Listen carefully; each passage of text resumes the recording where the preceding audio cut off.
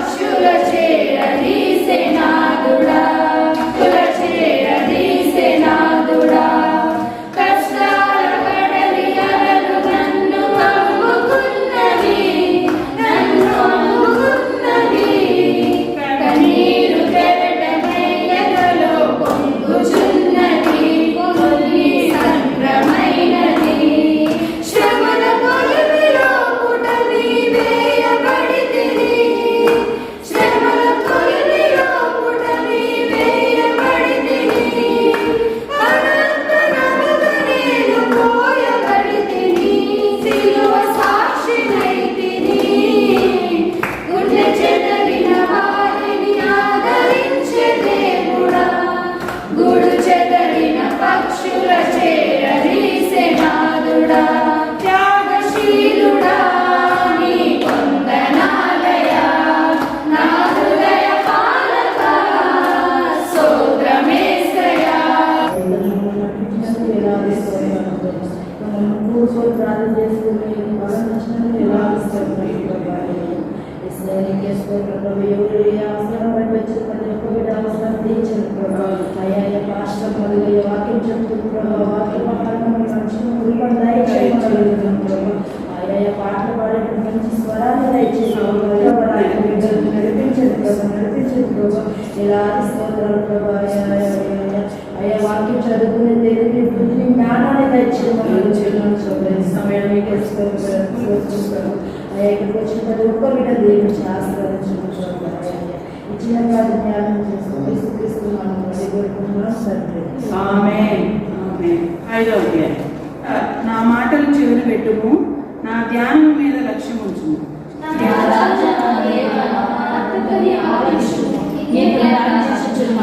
యెహోవా ఉదయమున నా కంఠస్వరము నీకు వినబడును, ఉదయమున నా ప్రార్థన నీ సన్నిధిని సిద్ధము చేసి కాచి ఉండును.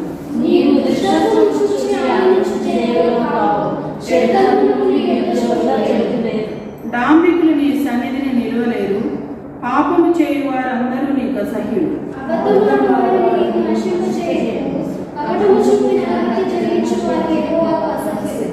నేనైతే నీ కృపాతిశయమును బట్టి నీ మందిరంలో ప్రవేశించదును, నీ ఎడల భయభక్తులు కలిగి నీ పరిశుద్ధాలయము దిక్కు చూచి నమస్కరించదును.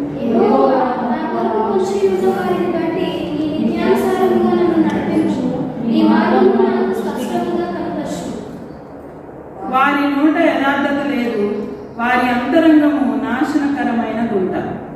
వారి కంఠము తెరచిన సమాధి, వారి నాలుకతో ఇచ్చుకములాడుదు.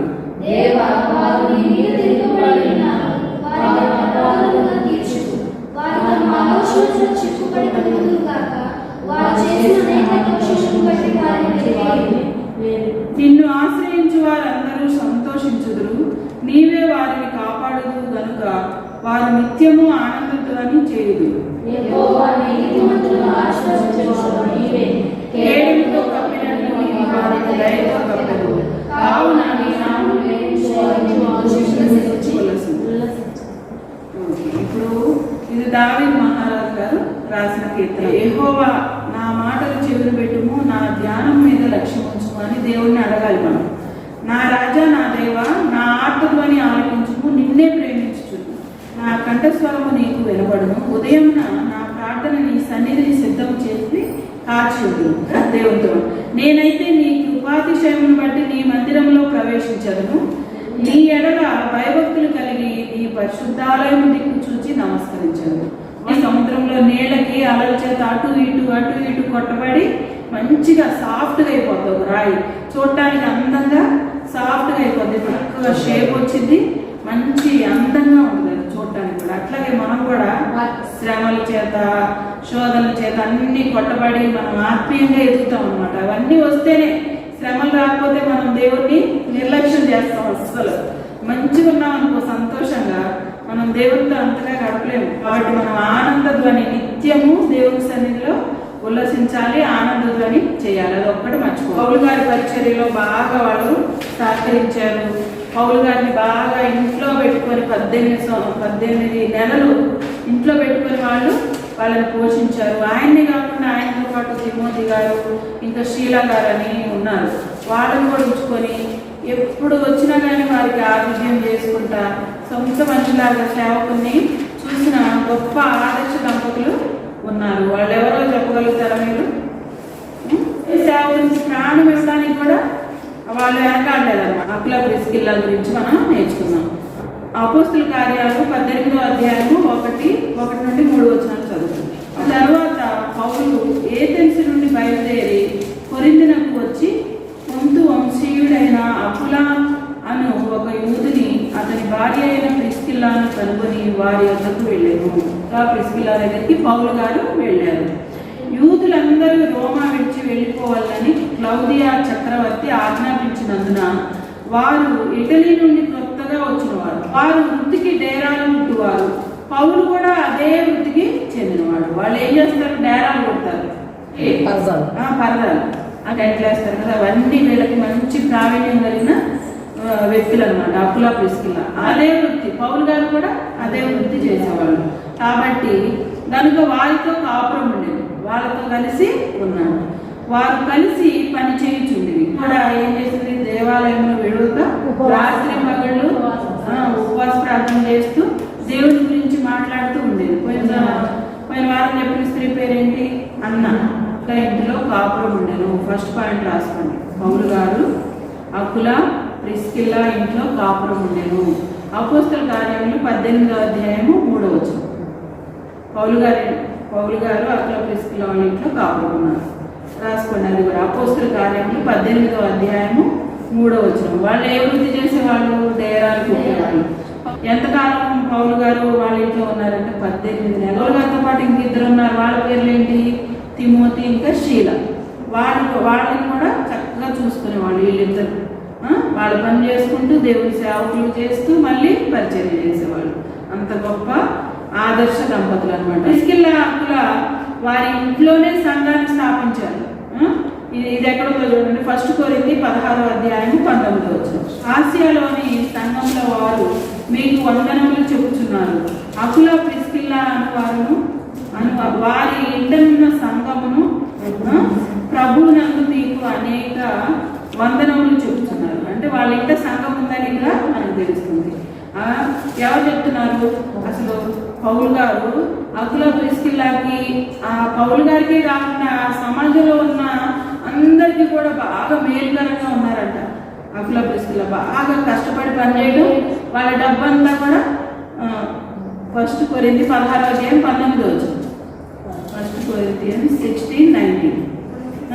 వాళ్ళు పౌలు గారికి ఒక్కడికే కాదు, అక్కడ ఉన్న ప్రజలందరికీ కూడా బాగా విరాళంగా కష్టపడి డేరాలు కొట్టి వచ్చిన డబ్బు అందరికీ సహాయం చేస్తూ ఉండేవాడు.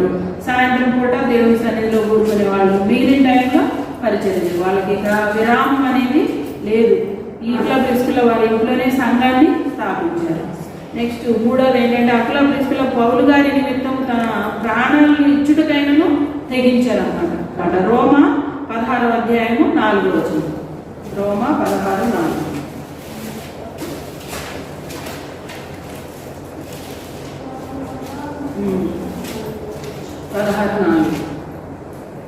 మూడు కూడా చదువుతాం. క్రీస్తు యేసునందు నా జత పనివారైన ప్రిస్కిల్లాకును అకులాకును నా వందనములు చెప్పుడి. వారు నా ప్రాణం కొరకు తమ ప్రాణములను ఇచ్చుటకైనను తెగించిరి. మరియు వారి ఇంట ఉన్న సంఘమునకు వందనములు చెప్పుడి. నేను మాత్రం కాదు, అన్యజనుల్లోని సంఘముల వారందరూ వీరికి కృతజ్ఞులై ఉన్నారు. చూసారా?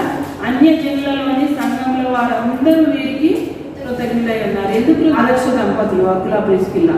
క్రీస్తు యేసునందు నా జత పని వారైన ప్రిస్కిల్లాకును. ఫస్ట్ ప్రిస్కిల్లా అని చెప్పారు. ఎందుకంటే ఇంట్లో ఈ డిస్కషన్ జరుగుతాయా లేదా?